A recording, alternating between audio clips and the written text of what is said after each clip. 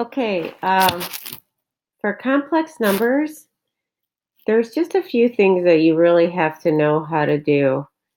Um, Standard form of a complex number has both a real and imaginary part. So we refer to the real part as the A plus BI, and B is the imaginary part. When you were working with a complex number, always put it in this form, and then to find the conjugate's always going to be A minus BI. To find the absolute value of a complex number, all you have to do is take the square root of the real part squared plus the imaginary part squared. So let's do an example. Here's negative 10 plus 4i. The real part's negative 10. The imaginary part is 4. The complex conjugate, if this is A plus BI, then the complex conjugate becomes A minus BI. And then to find the absolute value, you're going to take the square of the real part plus the square of the imaginary part and take the square root. And just remember your perfect squares. If there's a perfect square under the radical, you have to pull it out. So 4 times 29 is 116. So that's why when we take the square root of 4, we get 2. A couple more quick examples. When we write a complex conjugate in standard form, that means if I have a rational term, like I do here, rational just meaning there's a numerator and a denominator, we have to multiply the top and bottom by the complex conjugate.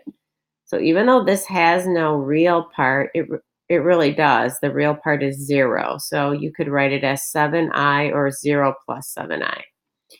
So the complex conjugate is always just to put the negative sign in front of the imaginary part, like we're doing here.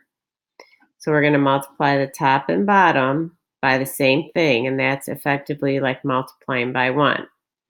So in the bottom, we get minus 49i squared, and in the top, we have to be careful. So this times this, ooh, I already made a mistake, is plus 14i. And this times this would be plus 28i squared. So my answer is wrong here. This should be positive. So please fix that. So this should be positive 14i, and then I squared is negative 1, so that becomes negative, and minus 49i squared is negative 1, so that should become positive. So once again, I made a little mistake here. This times this should be positive, not negative. Finally, if you're given an equation like this, x squared plus 4x equals minus 20, I'm not exactly sure how he told you to do this, but what I would do is kind of like along the lines of completing the square. I would say, all right, take this and figure out if I took half of that and squared it, I would be adding 4. So if I add 4 to this side, I need to add 4 to this side. So then I can rewrite this as x plus 2 squared. So it's a little confusing. So it's almost like reverse completing the square. I want to be able to square something on the left side so that it'll make it easier for me to find the square root and solve for x. So take half of that and square it, which would be 2. So if I'm going to add 4 on this side, I have to add 4 on this side. So this plus this is minus 16.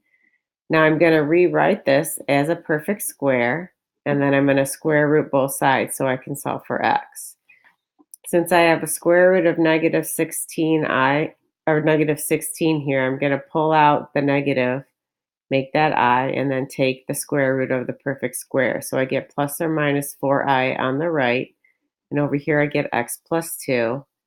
And then, oh, I should be subtracting 2. So this should be negative 2 plus 4i and negative 2 minus 4i. So I made another boo-boo there. Okay, thank you.